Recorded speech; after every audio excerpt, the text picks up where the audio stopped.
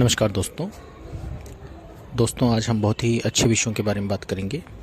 पहला विषय हमारा आकाशातीत।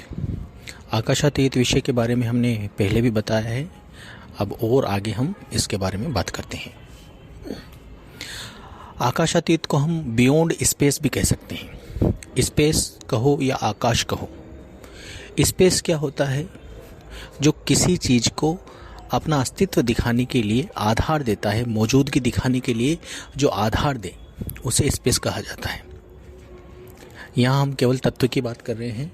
तत्व जगत में जितनी भी चीज़ों को अपना अस्तित्व दिखाना पड़ता है वह आकाश की वजह से ही उनका अस्तित्व है। तो यहाँ हमें दो चीज़ समझ में आनी चाहिए।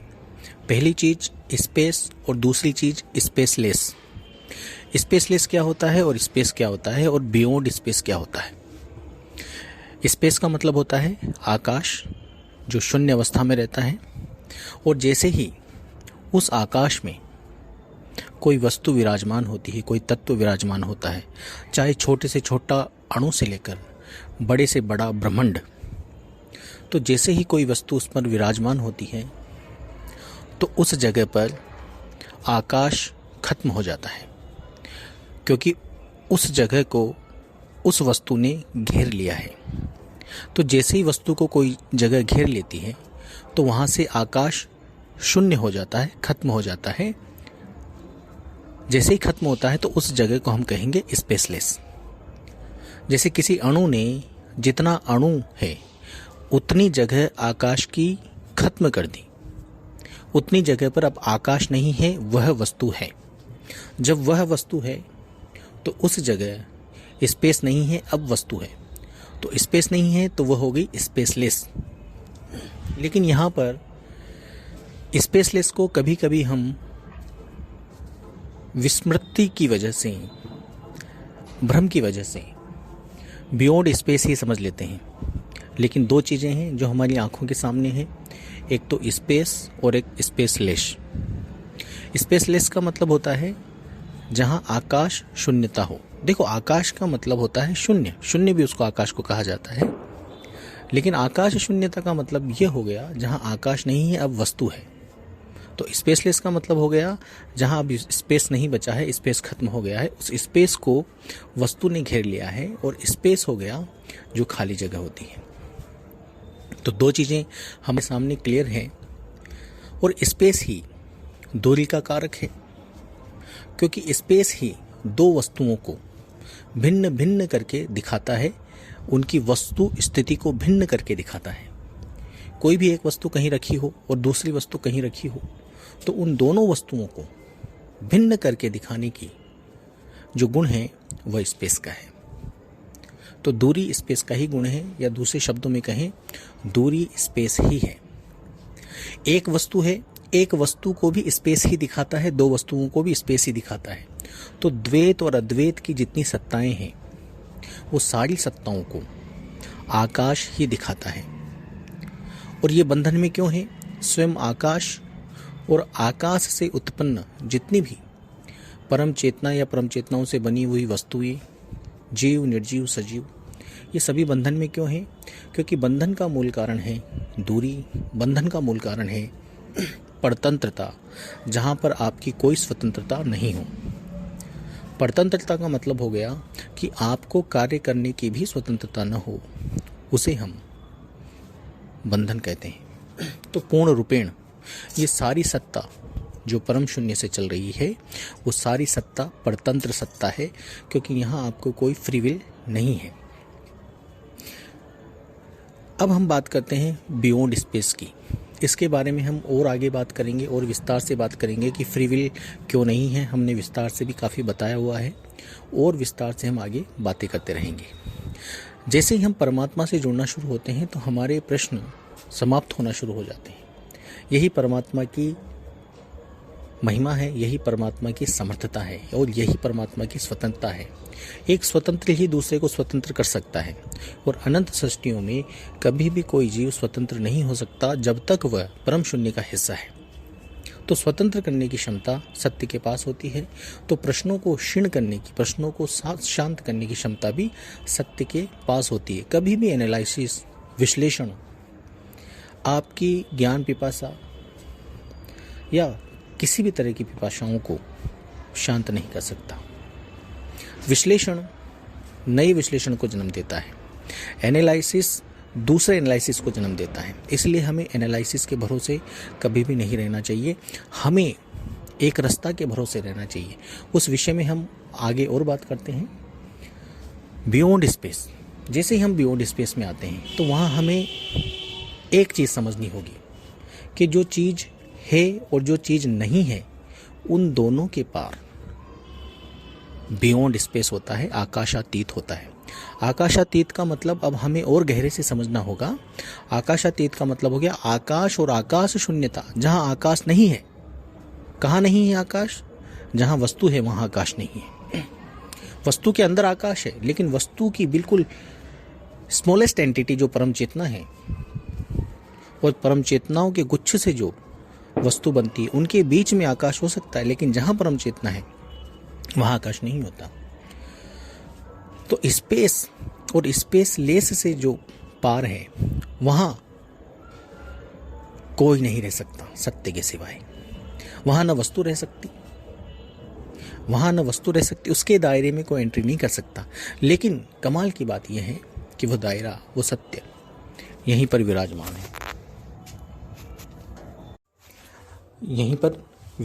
है, वो दायरा, वो सत्य यहीं पर विराजमान है, हर जगह विराजमान है।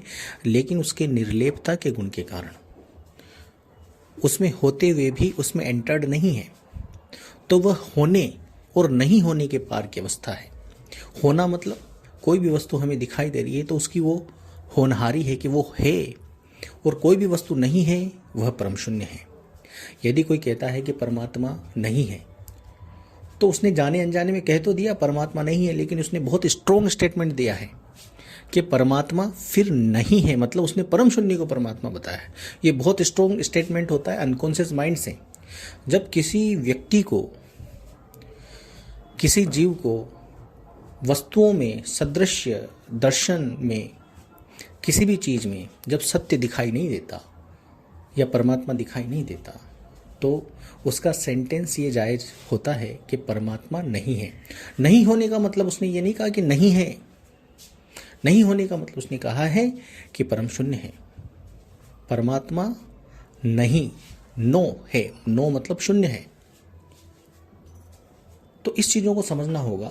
परमात्मा नहीं के भी पार है और होने के भी पार है। न तो वो किसी चीज में है न किसी चीज के नहीं होने में है। इन दोनों के पार की स्थिति को हम बियॉन्ड स्पेस कहते हैं, आकाशातीत कहते हैं। तो आकाश के पार एक आकाश, सर्वव्यापिता जो है उसमें डिस्टेंस नहीं होती। अब डिस्टेंस क्यों नहीं है? डिस्टेंस इसलिए नहीं है सर्वव्यापिता में क्योंकि वो पूरा भरा है, वो खाली नहीं है। खाली वो होता है जिसमें कुछ रखा जा सकता है, कुछ डाला जा सकता है। जैसे परम शून्य है, परम शून्य खाली है तो उसमें वस्तुएं का अंबार लगा हुआ है, इसीलिए यहाँ द्वैत और अद्वैत प्रकट होता है।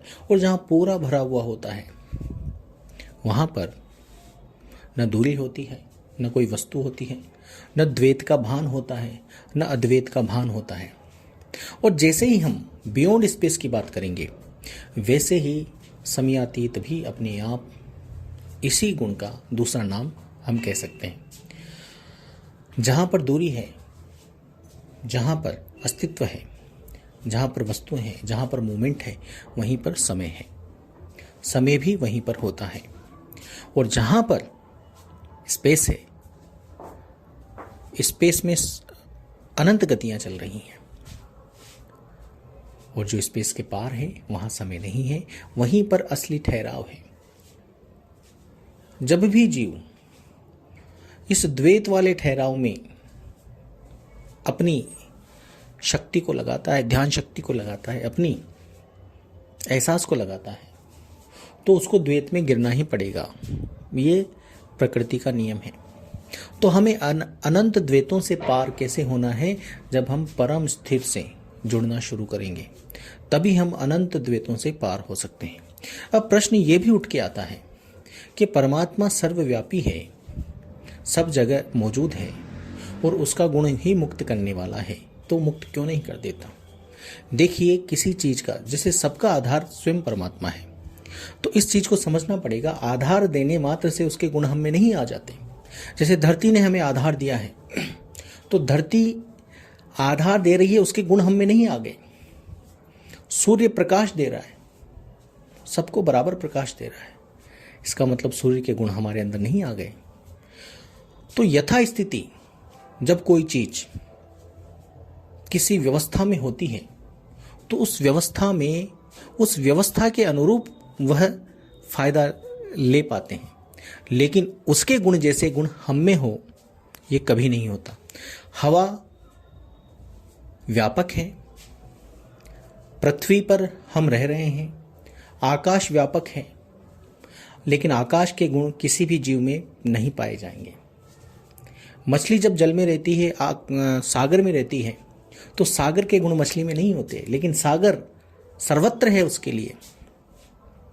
इसको और अच्छे से इस तरह से समझ सकते हैं कि प्रकृति जब हम जीवित होते हैं तो हमें जीवंत रखती है, लेकिन जैसे ही हम मर जाते हैं हमें डिकम्पोज कर देती है। तो प्रकृति के ही दोहरे नियम हमें दिखाई देते हैं। तो प्रकृति हो या कोई भी चीज हो, वह तंत्र और जगत के अनुसार अलग अलग कार्य करती है। जैसा तंत्र होता है उसी के अनुसार वह कार्य करती है।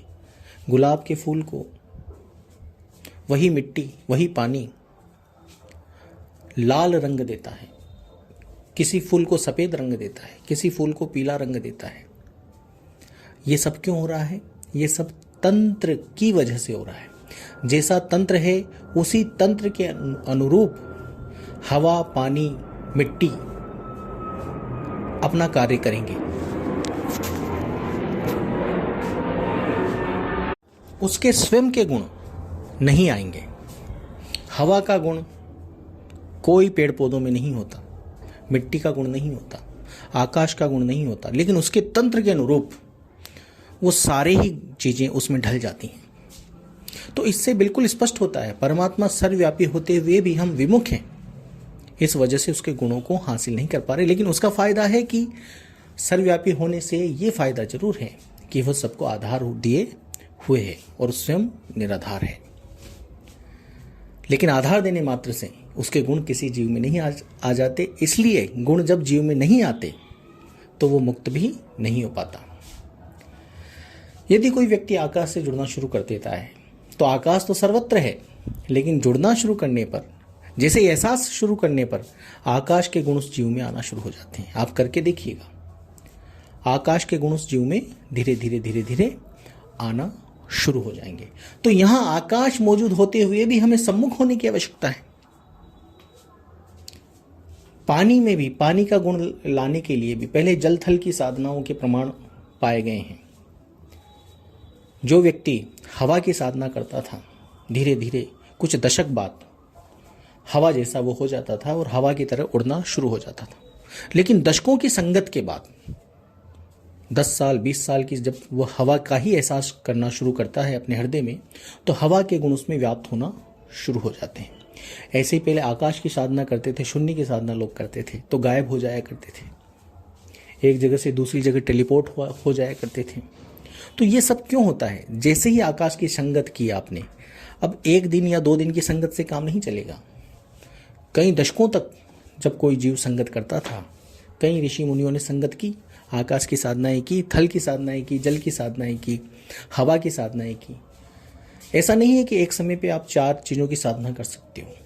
जिसने हवा की साधनाएं की उसमें हवा के गुण आए, जिसने जल की साधना की उसमें जल के गुण आए। वो जल में नीचे रहने के बावजूद भी नहीं मरते थे। यदि वह जल के धीरे धीरे धीरे धीरे जल के एहसास में उतरने लगे तो फिर जल आपका सहयोगी बन जाता है। तो जिस तत्व की साधना आप करते हो वह तत्व आपको सहयोग देना शुरू करता है, उस जैसे गुण आप में आना शुरू होते हैं और आप उस जैसे ही हो जाते हो।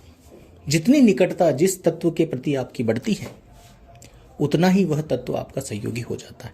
इसका मतलब आप ये समझिए कि इस तत्व जगत में रहते हुए भी आप तत्व से विमुख हो, तत्वों के सम्मुख होंगे तभी तत्वों का गुण आप में आएगा। तो परमात्मा तो पूर्ण अव्यक्त है, परमात्मा तंत्र समस्त जगत को अपना आधार तो दिया हुआ ही है, वो एक अलग विषय है, लेकिन उसके गुण हमें लेने के लिए, सर्वव्यापी के गुण हमें लेने के लिए उसके सम्मुख होना ही पड़ेगा। तभी उसके गुण आएंगे, तभी हम मुक्त हो पाएंगे, क्योंकि मुक्त से जुड़कर ही मुक्त हो सकते हो। मुक्त के सम्मुख होकर ही मुक्त हुआ जा सकता है। तो आकाशातीत स्वयं परमात्मा है। आकाश और आकाश शून्यता दोनों से पार जो है वो स्वयं परमात्मा है। यहां पर हमें एक चीज और समझनी होगी, जो आकाश में ब्रह्मांड फैल रहा है, तो जो परम शून्य है वो कभी नहीं फैलता है, वो अनंत है, वो है, वो फैला हुआ ही है। अनंत को क्या फैलना, लेकिन ये अनंत वो परमात्मा नहीं है, ये तात्विक अनंतता है। तो अनंत को कोई फैलना नहीं है, अनंत तो फैला हुआ ही है। जो परम शून्य है वो फैला हुआ ही है। फैलता ब्रह्मांड है, इसका मतलब यह है कि जो तत्व जगत है, परम चेतनाओं का विस्तार है, आपस में मिल मिलकर जो बनती है, उससे जो ब्रह्मांड और अनंत ब्रह्मांड बनते हैं, वह निरंतर फैलते हैं और निरंतर सिकुड़ते हैं। कुछ ब्रह्मांड अपने फैलाव की पूर्ण स्थिति को प्राप्त करके सिकुड़न की ओर है, और कुछ ब्रह्मांड फैल रहे हैं। जैसे ये तारामंडल में भी हमें देखने को मिलता है। सुपरनोवा होता है तो तारा कई गुना हो जाता है, और जब वो ब्लैक होल बनता है तो सिकुड़ के छोटा सा हो जाता है। ऐसे ब्रह्मांडों की गति है, ऐसे गैलेक्सीज की गति है। एक समय तक वो पूरे फैलते हैं, फैलते चले जाते हैं, फैलते चले जाते हैं। उसके बाद फिर उनके सिकुड़ने का टाइम आता है, फिर वो सिकुड़ते हैं। तो फैलने के बाद कुछ समय कांस्टेंट भी रहते हैं, फिर कांस्टेंट होने के बाद, कांस्टेंट होने का मतलब है कुछ स्थिति में आने के बाद वो रुक जाते हैं, फैलना रुक जाते हैं। तो ये स्थितियां इस संसार में हमें हर जीवों में देखने को मिलेगी, फैलना, सिकुड़ना और रुकना। और ये फैलाव और ये सिकुड़न और ये रुकना, यही बंधन है। यहां पर अनंत आयाम है। हम सारे आयामों को आभासित नहीं कर सकते। जीव को यहाँ पर डंब बनाया गया है। जैसा तंत्र दिया है, उसी तंत्र के अनुसार उसको रहना पड़ेगा, जीना पड़ेगा, उसी के अनुसार उसको एहसास करना पड़ेगा। आप अपने शरीर के एहसास के बाहर जा ही नहीं सकते। जैसे ही आपको मार्गदर्शन मिलता है, तब जाकर आप शरीर के बाहर उस अनंत, अमर अनंत की साधना में उतरते हो, तब जाकर वह एहसास आपको होना शुरू हो जाता है। जितने भी गुरु होते हैं, मार्गदर्शक होते हैं, वो दो ही तरीके से मिलेंगे आपको। एक तो स्वयंभू, जो खुद को बोल दे कि मैं मार्गदर्शक हूं, मैं गुरु हूं। कभी भी गुरु हो या मार्गदर्शक हो स्वयंभू नहीं हो सकता।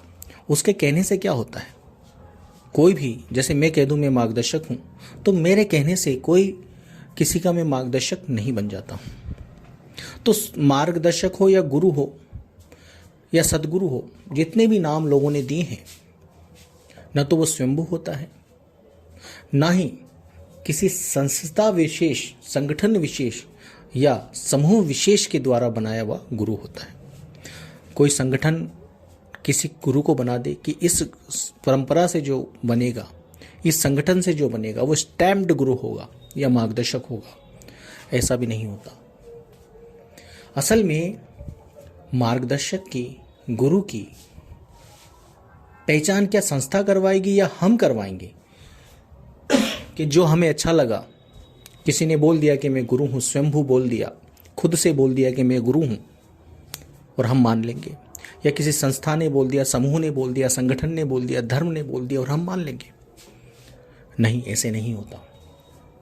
ना तो स्वयंभू को गुरु माना जाएगा, ना संस्था से बनाए किसी व्यक्ति को गुरु या मार्गदर्शक माना जाएगा। इसकी पहचान भी सत्य से ही होगी। जिस भी व्यक्ति से हमारे अंदर सत्य के गुण अवतरित होना शुरू हो जाए, हमारे अंदर पहले तो सत्य की समझ आना शुरू हो जाए, सत्य मतलब सांसारिक सच और झूठ से परे जो सत्य है, जो अमर है, जो सदा है, जिस पर यदि हम ठहरना शुरू करें और वो गुण हमारे अंदर अवतरित होना शुरू हो जाए, शांति अवतरित होना शुरू हो जाए, द्वैत अद्वैत के पार की शांति हमें हासिल होना शुरू हो जाए, स्थिरता हासिल होना शुरू हो जाए, निकर्मता हासिल होना शुरू हो जाए, परतंत्रता की सारी बेड़ियां टूटना शुरू हो जाए, तब वो स्टैम्प्ड है कि हाँ यही मार्गदर्शक है। जिससे भी ये चीजें आपको मिले वो आपका मार्गदर्शक है। उसके कहने पर भी मैं भी किसी का मार्गदर्शक नहीं हो सकता। मार्गदर्शक वही हो सकता है जिससे ये चीजें किसी को भी मिलती हो, रिजल्ट मिलता हो। जो गुरु अमृत दे दे, शीश उसी के आगे नवाया जाता है, पहले नहीं। सदियों से टोल के मूर्खों के टोल के टोल खड़े हुए हैं जो बिना अमृत पाए शीश दे देते हैं, शोषण करवा लेते हैं। पहले अमृत चखो। जब अमृत चख लो, अमरता का अमृत चख लिया जाए, तब शीश की बात आए। शीश फिर ग्रेटिट्यूड में आ जाता है, फिर वह कृतज्ञता है, वह एहसानमंदी है। किसी को शीश देना नहीं होता है, एक भाव है, शुक्रगुजारी होती है, लेकिन पहले कभी नहीं। यही चीज समझनी होगी कि गुरु हो या मार्गदर्शक हो, सही तभी माना जाएगा जब उसके मार्गदर्शन से आपको अमृत मिलना शुरू हो, सहजता मिलना शुरू हो। सहजता द्वैत अद्वैत के पार की सहजता, जिसमें विचलन न हो, सहजता में कॉन्स्टेंसी, सदा एक रस रहे, ऐसी सहजता आपको उपलब्ध हो। सहजता के भी अनंत तल हैं, शांति के अनंत तल हैं। इन शब्दों के प्रयोगों पर मत जाइए, आप पूर्ण प्रयास रहित हो जाओ। शब्दों की सत्य के अनुरूप पहचान हो जाए आपको। जो भी आपको परिभाषाएं बताई जाती हैं, सहज सहज हर कोई पुकारे, सही सहज की समझ किसी को नहीं है। सही शांति की, सही स्थिरता की, शांति के अनंत तल होते हैं, स्थिरता के अनंत तल होते हैं। समस्त अनंत द्वैत अद्वैत से पार की जो शांति है वही अमर शांति है। उस अमर शांति से हमें रुकना होगा। तो जब भी बात आकाशातीत की आती है तो जीव पहचान ही नहीं पाता। जीव क्या समझता है? जीव को ऐसा लगता है कि परमात्मा कहीं पार है। अब वो पार भी जब बात कही जाती है किसी को, तो पार कहने का मतलब वो समझता है कि कहीं 1000 ब्रह्मांड पार, लाख ब्रह्मांड पार, अनंत ब्रह्मांड पार। तो अनंत ब्रह्मांड पार भी तो ब्रह्मांड ही है। या ऐसा कहा जाए कि नूरी तत्व का ब्रह्मांड हो, महानूरी तत्व का ब्रह्मांड हो, वह भी तो ब्रह्मांड है। तो जो पार शब्द है वो हमारी बुद्धि तय करती है हम कौन से पार की बात कर रहे हैं। और जब सत्य से जुड़ जाते हैं तब जो पार शब्द की बात होती है वो पार अपार के पार की बात होती है। यही चीज हमें समझने योग्य है कि पार शब्द हम कहीं इस डायमेंशन वाले पार की ही तो बात नहीं कर रहे कि इंडिया के पार, अमेरिका के पार, इंडिया के पार दूसरे देश है, अमेरिका के पार दूसरा देश है। मतलब देश के पार देश मिलेगा आपको, ब्रह्मांड के पार ब्रह्मांड मिलेगा। असली शुद्ध पारता की आपको मिलेगी जब सत्य से जुड़ोगे। ये समस्त सत्य का दायरा आपको समझ में आए, असत्य का दायरा आपको समझ में आएगा, तब सत्य की सही समझ आपके अंदर आएगी। असत्य का दायरा पूरा हमें सूक्ष्मता और स्थूलता के लेवल पर पता चलना चाहिए, और वो तभी पता चलता है। ऐसा नहीं है कि 1-2 दिन में आपको पता चल जाएगा, संगत करनी पड़ेगी। अनंत जन्मों से हम तत्व की संगत में हैं, तंत्रों की संगत में हैं, शरीरों की संगत में हैं। हम शरीर लेकर बैठे हैं, ये भी तो संगत है। शरीरों के भावों की संगत में है। कैसे हम सत्य की संगत में आ सकते हैं, वो कैसे हम सत्य को समझ सकते हैं? उसके लिए हमें, जैसे अभी मैंने बताया कि हवा के गुण लेने के लिए भी दशकों संगत करनी पड़ती है, तब हवा के गुण आते हैं आप में, तब हवा के भांति आप उड़ सकते हो। अब कई लोगों को तो यह भी यकीन नहीं होगा कि हवा की तरह उड़ भी सकता है जीव। वैसे तो यकीन खुद लाने के लिए पक्षियों को देख लो, लेकिन इंसान भी उड़ सकता है यदि वह हवा का एहसास करना शुरू करे, हवा की संगत करना शुरू करे। संगत करने का मतलब ये नहीं होता है कि जो हवा आ रही है वो तो संगत में है ही नहीं, इसको संगत नहीं कहते। संगत उसको कहते हैं जब एहसास में लाई जाए चीज को, वो संगत है। ऐसे ही यदि आप आकाश का एहसास करोगे तो आकाश के गुण आना शुरू होंगे, जल का एहसास करोगे तो जलनुमा हो जाओगे, जल की भांति जल में ही मिलने की कला आप में आ जाएगी। दशकों संगत करने पर ये विधाएं घटती हैं।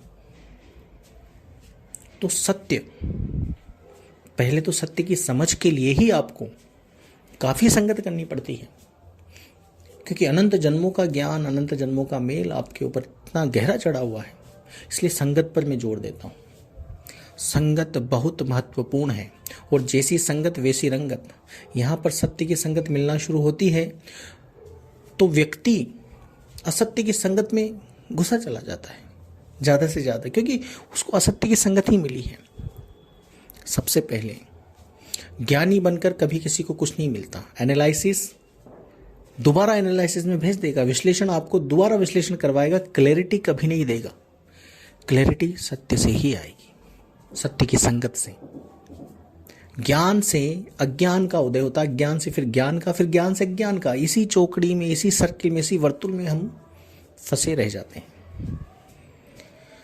जैसे किसी व्यक्ति को कोई परेशानी आती है तो परेशानियों के अंतस में चला जाता है सॉल्यूशन निकालने के लिए, लेकिन सॉल्यूशन नहीं मिलता। सॉल्यूशन उसके सामने जब तक आता है तब तक वो परेशानी को भोग कर पार हो चुका होता है। किसी को बीमारी हो गई, बीमारी पूरी भोगने के बाद मिटती है, नहीं मिटती है तो पूरा आजीवन उसको ढोता है। तो क्या आपको अपने ज्ञान से, अपने इलाज से, अपनी जो भी तथाकथित हमारे पास सॉल्यूशंस हैं, इससे आपको अनंत जन्मों तक राहत नहीं मिली? अब क्या मिलनी है? किसी भी चीज से आपको राहत नहीं मिलेगी। राहत मिलेगी सत्य संगत से, बियॉन्ड वाइब्रेशन से। संगत करो, क्लैरिटी आएगी। क्लैरिटी की संगत करने से ही क्लैरिटी और एक्सपेंड होगी। सत्य की क्लैरिटी आने से एक्सपेंशन होगा। लेकिन हमें सत्य की संगत को मजबूती के साथ। अब सत्य की संगत की शुरुआती पहचान क्या होती है? सत्य की संगत की शुरुआती पहचान ये होनी चाहिए कि सत्य के पहले सत्य को तो समझो। जो सत्य आपने समझ रखा है पहले से, उसी के 2-4 गुण पकड़कर चल पड़ो और सही मार्गदर्शक चुनो, जिस मार्गदर्शक से सत्य की सही समझ आपके अंदर उतरती हो, और उतरने के बाद उसकी संगत, सत्य की संगत बनती हो। वरना हम तो विमुक्त तत्वों से भी हैं, तो सत्य से तो विमुख है ही। वो तो बिल्कुल पूर्ण व्यक्त और निर्लेप है। निर्लेप से जुड़ेंगे तो हमें भी निर्लेपता आएगी। निर्लेपता का मतलब बहुत गहरा है। बियॉन्ड रिएक्टिविटी आती है आपके अंदर। समस्त क्रिया प्रतिक्रिया से मुक्त हो जाते हो आप। संसार में सारा दुख क्रिया प्रतिक्रिया का ही तो है। संसार में जीव दुखी क्रिया प्रतिक्रिया से है बेचारा। किसी ने एक्ट किया तो वो रिएक्ट करेगा, किसी ने एक्ट किया तो वो रिएक्ट करेगा। और ये घर से लेकर बाहर तक पूरे जगत में यही कर्म चल रहा है, और जीव इसी में उलझ कर मर रहा है। बेचारा जीव जब से जन्मता है तो उसके मरने की, तिल तिल मरने की कहानी शुरू हो जाती है। वो जन्म से लेकर मृत्यु के बीच में पिस जाता है। इसको कौन बचाएगा? इसको बचाएगा कॉन्स्टेंसी, सत्य से जुड़ना, कांस्टेंट से जुड़ना, जो सदा एक रस है, सदा एक जैसा है। वही अनंत कुबेर का खजाना है। सही कुबेरता पूर्ण अमर संतुलन में व्याप्त होती है। संतुलन बहुत है संसार में। द्वैत अद्वैत वाले संतुलन असंतुलन ही है। अब शब्द जैसे संतुलन लिया तो जीव बेकार के संतुलनों में फंसता चला जाता है। हमें ऐसे संतुलन नहीं चाहिए, हमें अमर संतुलन की बात करनी है। और अमर संतुलन क्या है? सत्य, स्वयं सत्य अमर संतुलन है। संगत को समझो। संगत ही हमें बना रही है। हमारा देखना, छोटी छोटी चीजें जो देखते हैं ना हम, वह भी संगत है। सुनते हैं वो संगत है। एहसास करते हैं वो संगत है। संगत के लिए यदि हमें जगह बदलनी पड़े, दिशा बदलनी पड़े,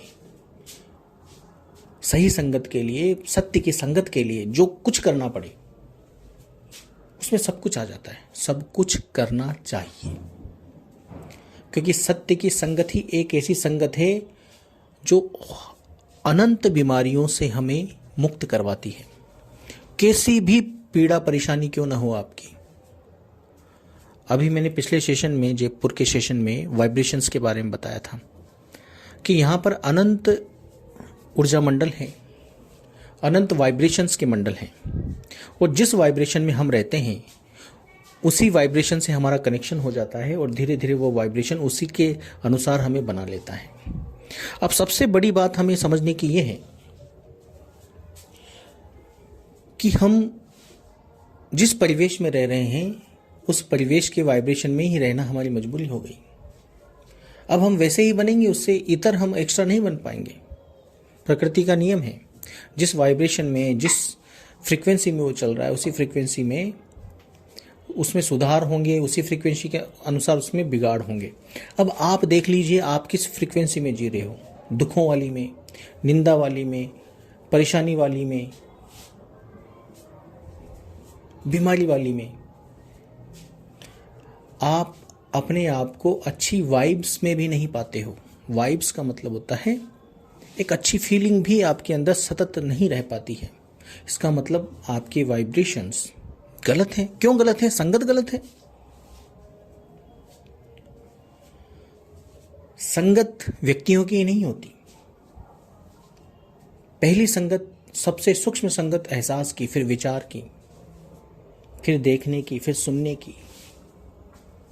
ये संगत ही सुधर जाए तो जीवन सुधर जाएगा। जो बाहरी संगत है वो अपने आप सुधर जाएगी आपकी, क्योंकि जैसे एहसास आपके होंगे दोस्त फिल्टर होते चले जाएंगे। अब सोशल मीडिया का जमाना है, आप क्या क्या देखते हो उससे आपकी संगत का पता चल जाएगा।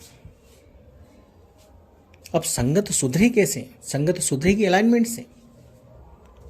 सत्य से अलाइंड हो जाओ। सत्य से अलाइंड होंगे तो अपने आप सारे पैटर्न्स आपके सुधरना शुरू होंगे। ये पैटर्न्स जो हमारे अंदर फीलिंग्स के पैटर्न्स, थॉट्स के पैटर्न्स बने हुए हैं, वह वाइब्रेशन से ही बनते हैं और स्ट्रोंग हो जाते हैं। इतने स्ट्रोंग हो जाते हैं, जैसे हम घर बनाते हैं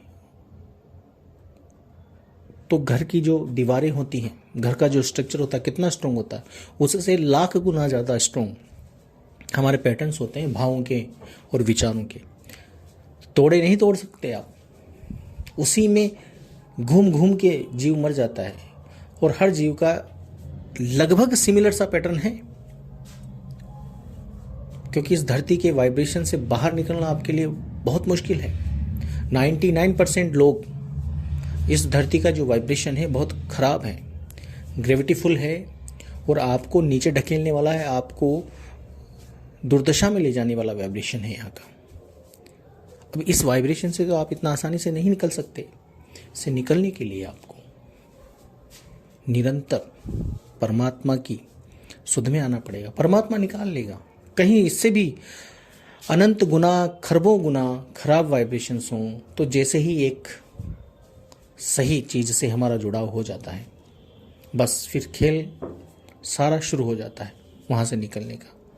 समय की परवाह मत करो आप, बस आप परवाह ये करो कि आपकी कंटिन्यूटी बनी रहे संगत से। इस चीज़ की चिंता होनी चाहिए। रिजल्ट्स निश्चित हैं, 100% आने ही हैं,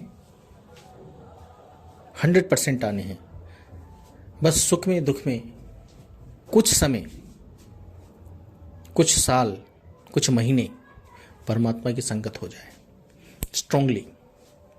स्ट्रांगली परमात्मा की संगत होती सहज ही है। आप जब स्थिर से जुड़ोगे तो अपने आप असहज भी जुड़ोगे तो सहज हो जाओगे। संगत सहज की कर रहे हो। शांत की संगत करोगे तो शांत ही होने हो। अशांत पूरे अशांति से भर के अमर शांत की संगत करोगे तो अमर शांत ही होना है आपको, चाहे कितनी ही अशांति से भरे क्यों ना हो। पर इस अनंत शांत से, अनंत अमर शांत से जुड़ोगे तो शांत होना है, थिर से जुड़ोगे तो थिर होना है। ये सब परमात्मा के सत्य के ही गुण हैं। तो सत्य के गुणों से हमें निरंतर जुड़ाव रखना है, निरंतर जुड़े रहना है। गलत लोगों की संगत नहीं करनी है। ऐसे लोग जो बुराई, दुख के गुणगान करना, कंप्लेंट्स करना, मतलब ऐसे जो छोटे किस्म के लोग होते हैं जो मांगते रहते हैं, कंप्लेंट्स करते रहते हैं, तो उनका जो लेवल है संगत का, वाइब्रेशन लेवल है, वो बहुत गिरा हुआ होता है, बहुत छोटा होता है। छोटे लोग धर्म से, जाति से नहीं हुआ करते। छोटे लोग विचारों से, संगत से हुआ करते हैं। जिसकी जितनी उन्नत संगत वो उतना उन्नत। उन्नत संगत का मतलब ये नहीं कि तुम अमीरों से जाकर संगत करने लगो, तथाकथित ज्ञानियों से जाकर संगत करने लगो, नहीं। जैसे आपके भाव हैं तो आपके भाव अच्छे तभी हो सकते हैं जब आप उन्नत संगत कर रहे हो, मतलब कहीं ना कहीं श्रेष्ठ संगत की तरफ आप हो, तभी आप अच्छे संगी बन सकते हो, अच्छे व्यक्ति बन सकते हो, उच्च व्यक्ति बन सकते हो। अनंत सृष्टियों का नियम है, जैसे आपका वाइब्रेशन बदला, जैसे यथास्थिति बदली, जैसे संगत बदली, उसका पैटर्न बना संगत का। संगत बदलने का मतलब है कि जो पुराने पैटर्न टूट के नए पैटर्न बन गए, तुरंत आपको शिफ्ट करेगी, जंपिंग होगी तुरंत आपकी, संसार ही बदल दिया जाएगा आपका। लेकिन आप खुद अपने आप को देखिए, क्या आप अभी भी अपने पुराने पैटर्न्स में हो? जैसे आपके भाव थे पहले, विचार थे दुख वाले, कंप्लेंट्स वाले, निंदा वाले, चुगलखोरी वाले, दूसरों को परेशान करने वाले, जेलसी वाले, ईर्ष्या वाले, बदला लेने वाले, अगर ऐसे विचार थे आपके और अब भी लगभग ऐसे ही विचार हैं, तो पैटर्न तो वो का वही है आपका, बदला कहाँ है? और जैसे ही उपकारिता वाले, शांति वाले, सहजता वाले, निःकर्मता वाले, सर्वव्यापिता वाले, निर्लेपता वाले, बियॉन्ड एक्टिविटी वाले पैटर्न्स आप में बन गए हैं यदि, तो आप अभी अपने आप को पीछे के दुनिया से 1000 गुना श्रेष्ठ पाओगे। यदि आप में वो अभिवर्तन आ गया है तो पीछे की दुनिया को देख लेना, चाहे 1 साल पहले की होगी या 2 साल पहले की। यदि आपके पैटर्न्स बदल गए हैं तो आप पीछे से काफ़ी अच्छी दुनिया में आ गए होंगे आप। बिल्कुल, पैटर्न्स बदलते ही दुनिया भी बदलती है, ये बिल्कुल सत्य है। और पैटर्न्स संगत से बनते बिगड़ते हैं, और जितनी गहरी संगत लंबे समय तक किसी एक चीज़ की जाएगी, उतने ही स्ट्रोंग उस चीज़ के पैटर्न्स आपके हो जाएंगे। तो पैटर्न्स सदैव सत्य से टूटेंगे। तो आज जो हमारे विषय थे बहुत ही अच्छे विषय थे। इन विषयों पर आप बहुत ही अच्छी तरह से समझ रखना और संगत पर विशेष ध्यान देना। यह विषय और इन विषयों की क्लैरिटी अपने आप आएगी यदि आप सत्य की संगत में, सत्य के एहसास में सदा बने रहेंगे। धन्यवाद।